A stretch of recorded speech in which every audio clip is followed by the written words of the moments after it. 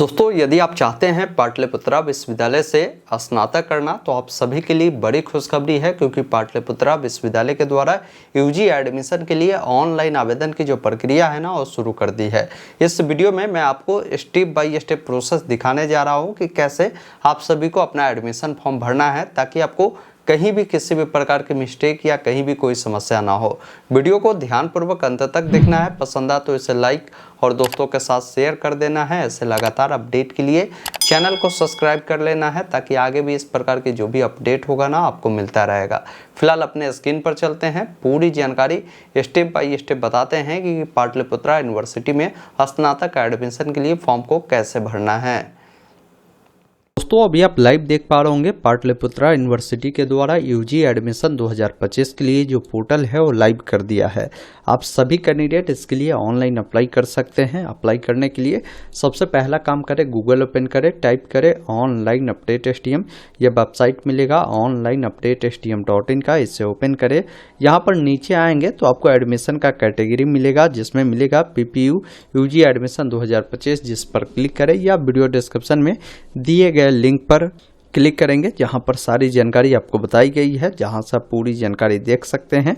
Document के regarding भी update मिल जाएगी और यहीं पर ऑनलाइन अप्लाई करने का भी लिंक यहां पर दिया गया है।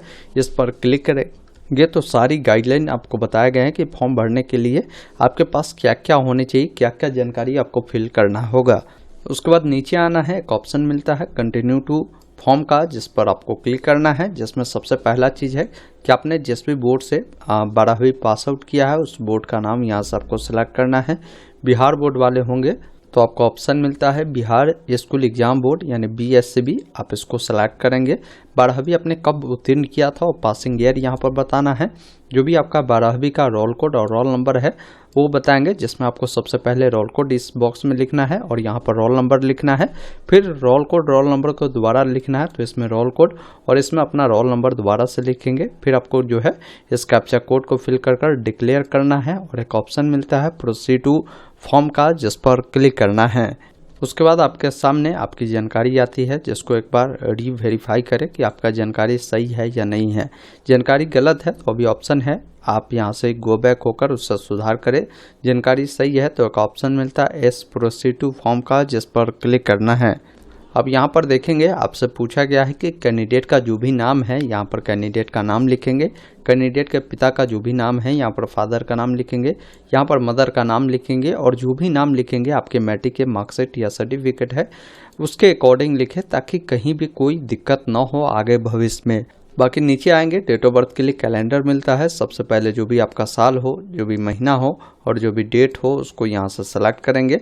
आपका जेंडर क्या है, लड़का है तो मेल, लड़की है तो फीमेल को चुने। ब्लड ग्रुप आपका जो भी है आप अपना ब्लड ग्रुप यहाँ से बताएंगे। उसके बाद आपका धर्म क्या है, आप हिंदू, मुस्लिम, सिख, ईसाई किस धर्म से बिलोंग करते हैं उसको बताएंगे। फिर यहाँ पर आपके कैटेगरी बताना है, जनरल, BC1 BC2 से बिलोंग करते हैं वो बताएंगे। उसके अलावा सब कैटेगरी आपसे पूछा गया है, मतलब अगर आप लड़की है या दिव्यांग है तो बताएं, नहीं तो नॉट अप्लीकेबल वाले विकल्प को चुनें। यदि आप अल्पसंख्यक श्रेणी से आते हैं तो एस करें, नहीं तो नहीं वाले विकल्प पर क्लिक करें। फिर आपसे पूछा गया है कि आप बिहार के निवासी है तो यहाँ पर आप बिहार चुनें, या आप जिस भी राज्य के निवासी है उस राज्य को चुनेंगे। अब यहाँ पर आपका जो निवास प्रमाण पत्र बना है ना, सर्टिफिकेट नंबर यहाँ पर देना है। जो भी आपका आधार नंबर है यहाँ पर देना है। इसके अलावा अगर आपका NAD नंबर है तो आप दीजिए, अन्यथा छोड़ सकते हैं। जहाँ पर भी ये जो स्टार बना है ना वो जानकारी देना है, जहाँ स्टार नहीं बना है वो जानकारी छोड़ सकते हैं। यदि आपका अपार ID कार्ड है बना हुआ तो उसका अपार ID कार्ड संख्या को यहाँ पर दर्ज करना है। फिर नीचे आएंगे, यहाँ पर कॉन्टैक्ट डिटेल में आपका परमानेंट एड्रेस पूछा गया तो जो भी आपका राज्य है चुनेंगे, जो भी डिस्ट्रिक्ट है वो चुनेंगे और प्रॉपर एड्रेस लिखेंगे, जिसमें ऐसे विलेज कर विलेज लिख दीजिएगा। कॉमा लगाकर पोस्ट ऑफिस लिख देना है, कॉमा लगाकर पुलिस स्टेशन लिख देना है। इस अकॉर्डिंग आपको जानकारी देना है। बाकी पिन कोड देना है। किसी का परमानेंट एड्रेस, कॉरेस्पॉन्डेंस एड्रेस दोनों समान है तो इस चेकबॉक्स पे टिक करेगा, दोनों फिल होगा। अलग अलग है तो अलग अलग आप जानकारी को फिल करेंगे। कॉरेस्पॉन्डेंस एड्रेस का मतलब है कि अभी वर्तमान समय में आप जहां रह रहे हैं वो एड्रेस आप यहां पर बताएंगे। फिर नीचे आएंगे, आपका जो भी मोबाइल नंबर है अपना मोबाइल नंबर देंगे। मोबाइल नंबर को दोबारा डालना है, अपना ईमेल आईडी डालना है, ईमेल आईडी को दोबारा डालना है। फिर नीचे आपको आना है, यहाँ पर आपसे पूछा गया है कि जो 10वीं कक्षा आपने उत्तीर्ण किया है, किस साल आपने उत्तीर्ण किया है वो पासिंग ईयर बताएंगे। किस बोर्ड से आपने 10वीं उत्तीर्ण किया है, 10वीं के जो भी रोल कोड रोल नंबर है यहाँ पर लिखेंगे। इसमें बताना है कि कुल कितने का एग्जाम हुआ था 10वीं का, उसमें आपको कितने नंबर मिले हैं वो जानकारी देना है। फिर नीचे आना है, इससे अकॉर्डिंग 12th की जानकारी देनी है। 12th का जो आपकी जानकारी है यहाँ तक आती है, आपको कितने नंबर इसमें मिले हैं वो जानकारी आपको बताना है। फिर यहाँ पर पूछ रहा है कि यदि आपने इंटरमीडिएट में गणित विषय पढ़ा है तो यस करें, नहीं तो नहीं वाले विकल्प पर क्लिक करें। फिर नीचे आएंगे तो यहाँ पर देखिए सबसे पहला चीज़ है कि फोटोग्राफ बोला गया अपलोड करने के लिए।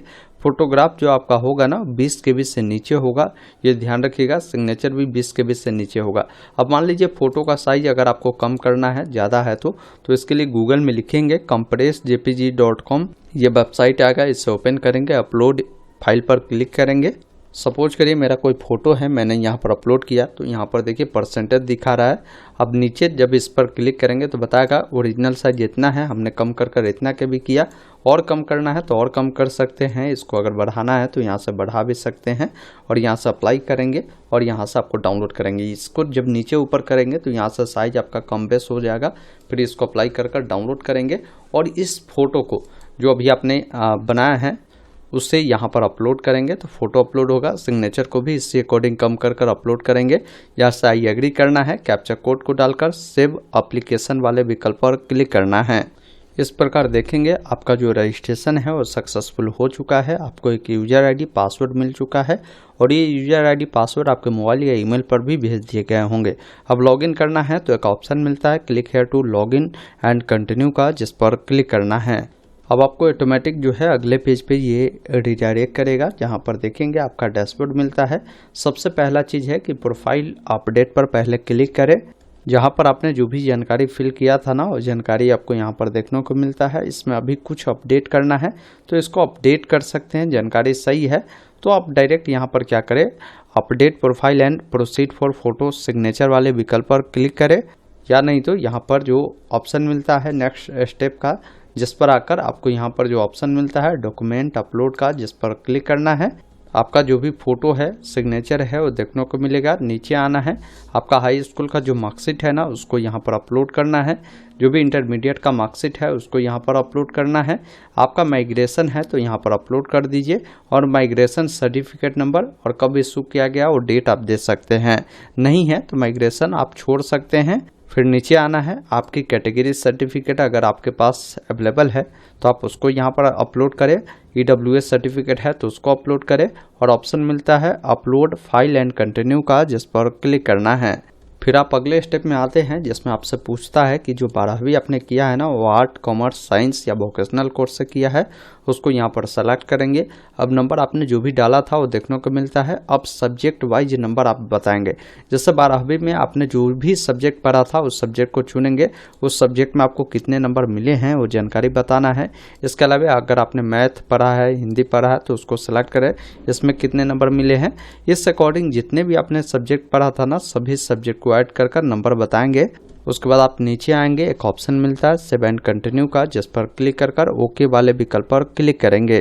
इसके अलावा आपसे पूछा गया है यदि आप कोटा के लिए अप्लाई करना चाहते हैं, इसमें से कोई भी अगर आप आते हैं, जैसे बहुत सारे लोग NCC वाले होते हैं, बहुत कैनेडियन स्पोर्ट वाले होते हैं, तो आप चुन सकते हैं। अन्यथा यहाँ से सेव एंड कंटिन्यू पर क्लिक करें, या नहीं तो यहाँ पर नेक्स्ट स्टेप पर आकर आप डायरेक्ट अगले स्टेप पर कॉलेज और चूज कोर्स वाले विकल्प पर क्लिक करेंगे, जिसमें आपसे पूछा जाता है कि आपको जो सब्जेक्ट रखना है, जैसे टाइप में आपका मेजर रहेगा, डिग्री में आपको कौन सा डिग्री करना है। जैसे हो सकता है आप BA करना चाहते हो, या आप BA में यहाँ पर अलग अलग सब्जेक्ट का नाम है, जैसे बहुत सारे लोग हिस्ट्री में करना चाहते हैं तो यहाँ पर ऑप्शन है हिंदी में, ज्योग्राफी में, इंग्लिश में, इकोनॉमिक्स में, तो आप बता सकते हैं। किसी को अगर BCom करना है, BSc करना है, तो वो सारा ऑप्शन आपके लिए है।